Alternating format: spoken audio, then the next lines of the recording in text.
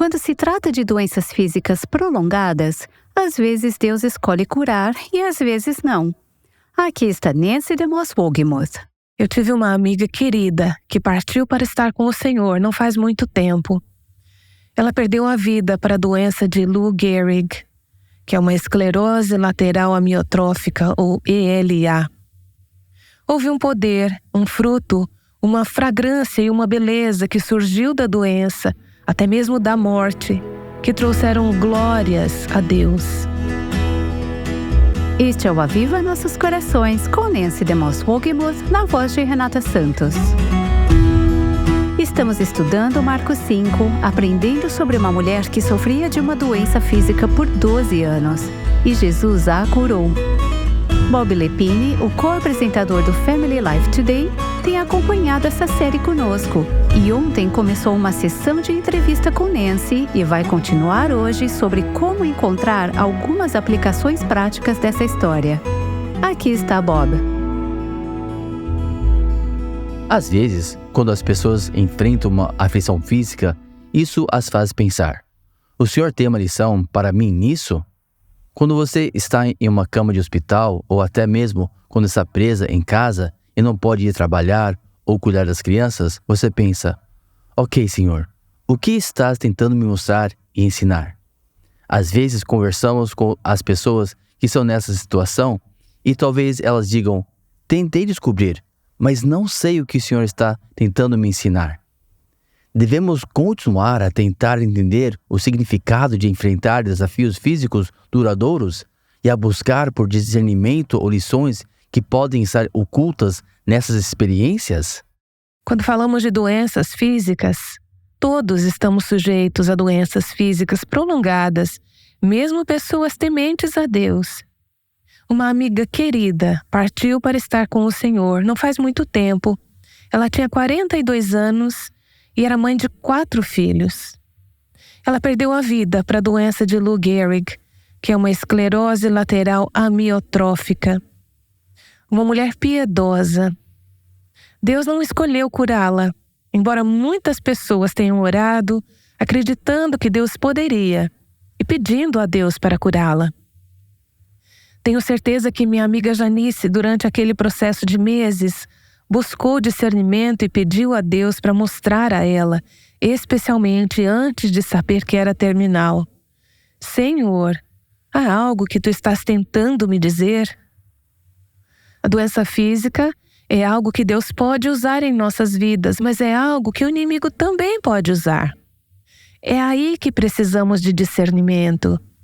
Eu acredito que sempre é sábio, quando há uma circunstância pressionando minha vida, seja física, financeira, relacional, começar dizendo: Senhor, tu tens minha atenção. Há algo que queres me dizer? Há algo que meus olhos não estão enxergando? Infelizmente, muitas vezes não clamamos ao Senhor e realmente abrimos os nossos corações para Ele até estarmos em um período de aflição. Deus usa a aflição, como disse C.S. Lewis, como um megafone. Ele fala conosco em nossa dor de maneiras que talvez não ouviríamos em tempos de paz e bem-estar.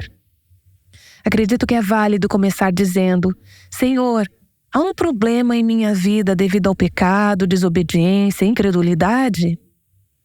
O pecado gera consequências físicas em nossas vidas.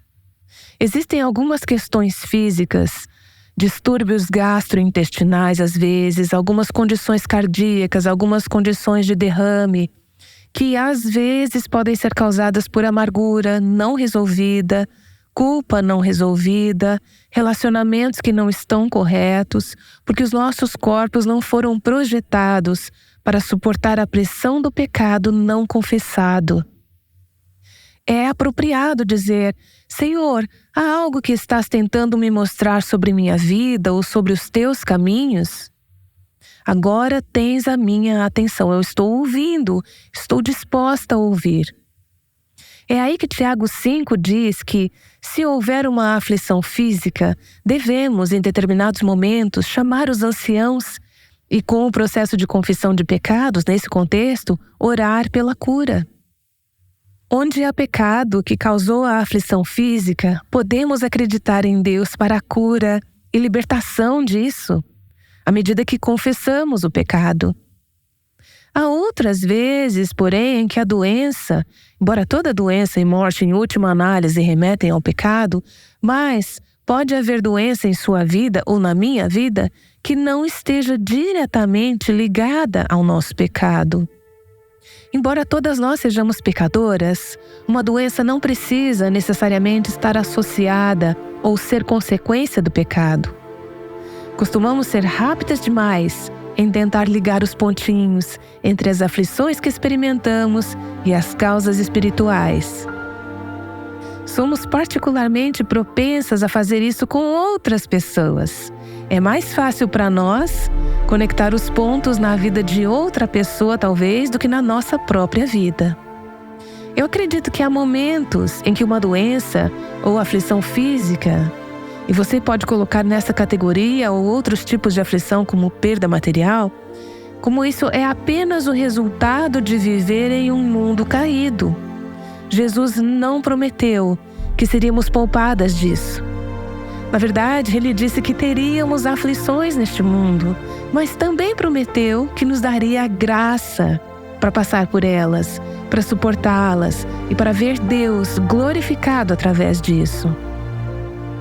Ouvimos ontem o testemunho de uma mulher que disse que, através de longos períodos de doença física e aflição em sua vida, ela conheceu a Deus de uma maneira que talvez nunca o tivesse visto antes. Ela disse: agora olho para aquele tempo como uma bênção. A maioria de nós, em meio a um tempo de sofrimento, não pensaria nisso como uma bênção. A tentação, eu acredito, que o inimigo pode trazer para nossas vidas é trazer uma culpa que não vem do Senhor. Já examinamos nossos corações. Já dissemos: Senhor, estou aberta para que me mostres qualquer questão com a qual eu preciso lidar. Se o nosso coração está limpo e não nos condena, vá em paz e creia na graça de Deus para viver com essa aflição. Mas o inimigo, às vezes, pode continuar nos atacando e dizendo: deve haver algo de errado. Especialmente se você tem amigos como os de Jó, que têm a tendência de dizer: olha, a única razão pela qual as pessoas ficam doentes é porque pecaram. A palavra de Deus não ensina isso. Na verdade, em João 9, um homem cego de nascença foi levado a Jesus. E naquele tempo, acreditava-se que se você tivesse qualquer doença é porque tinha pecado. Então perguntaram a Jesus: quem pecou? Este homem ou seus pais? De quem é o pecado que causou a cegueira deste homem? E Jesus disse: todos são pecadores, todas nós somos. Mas não foi por isso que esse homem ficou cego.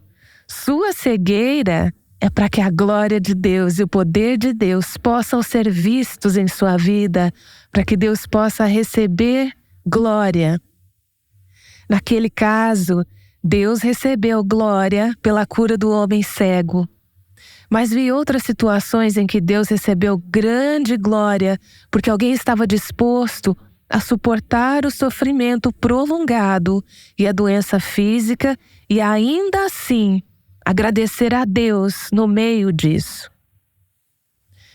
Eu testemunhei e participei da vida da minha amiga que morreu de ELA. Eu vi aquela jovem mãe, aquela jovem mulher lidar com o medo. Eu a vi enfrentá-lo de frente. Não é que ela fosse naturalmente corajosa. Na verdade, ela era uma pessoa um pouco tímida e medrosa, mas ela disse: não vou deixar esse medo dominar minha vida, mesmo sabendo que sua doença era terminal. Ela glorificou a Deus em sua morte tanto quanto havia em vida, e talvez até mais, de algumas maneiras. Sua vida trouxe glória a Deus, mas a forma como ela morreu, orando, louvando, trouxe ainda mais. Ainda me lembro de estar em sua casa com ela e seu marido, orando e cantando juntas. Como um rio glorioso é a perfeita paz de Deus. muito perto do momento em que ela foi para o hospital pela última vez. Ainda consigo ouvi-la dizendo naquela noite, mal conseguindo respirar. Ela havia perdido a maior parte de sua capacidade pulmonar e estava em uma poltrona, incapacitada em termos do uso das mãos ou pernas. Ainda consigo ouvi-la dizendo: Deus tem sido tão bom para nós. Deus tem sido tão bom para nós. Houve um poder, um fruto, uma fragrância e uma beleza que surgiram da doença, mesmo da morte, que trouxeram glória a Deus. Eu não quero dizer que a morte é bela em si mesma. A morte não era o plano de Deus, não fazia parte do plano original de Deus. A morte é feia, a morte é má e é maligna. É a ferramenta do destruidor.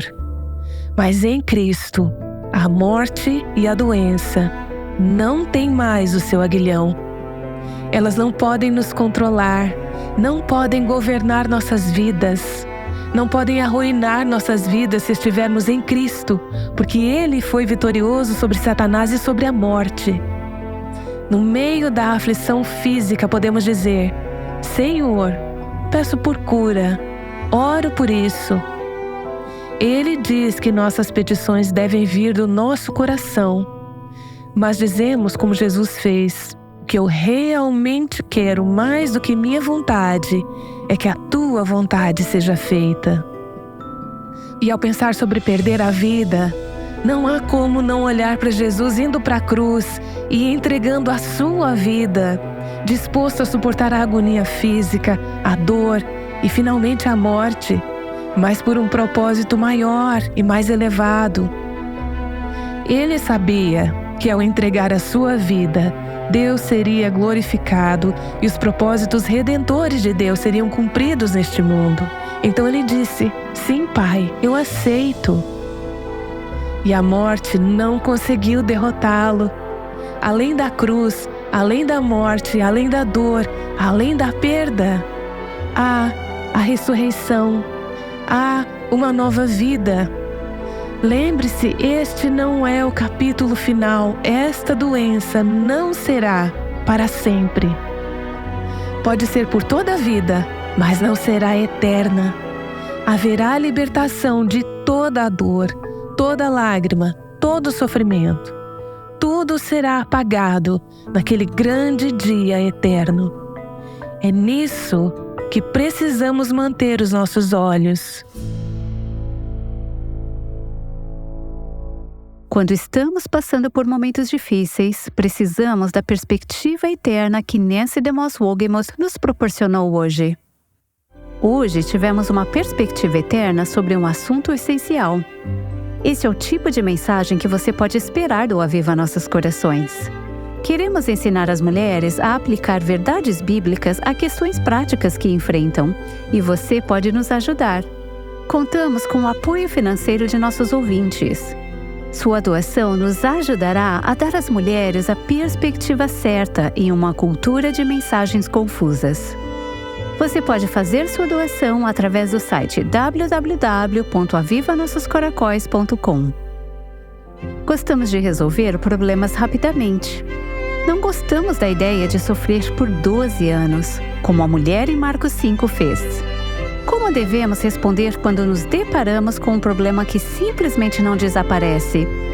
Vamos ouvir mais sobre isso amanhã. No começo desse episódio, Nancy falou sobre cantar o hino Like a River Glorious, como um rio glorioso, com sua amiga que sofria de uma doença terminal. Vamos ouvir esse hino ao encerrar o programa de hoje. Aguardamos por você amanhã, aqui no Aviva Nossos Corações. O Aviva Nossos Corações é o ministério em língua portuguesa do Revival Hearts, com Nancy DeMoss Wolgemuth, chamando as mulheres à liberdade, à plenitude e à abundância em Cristo.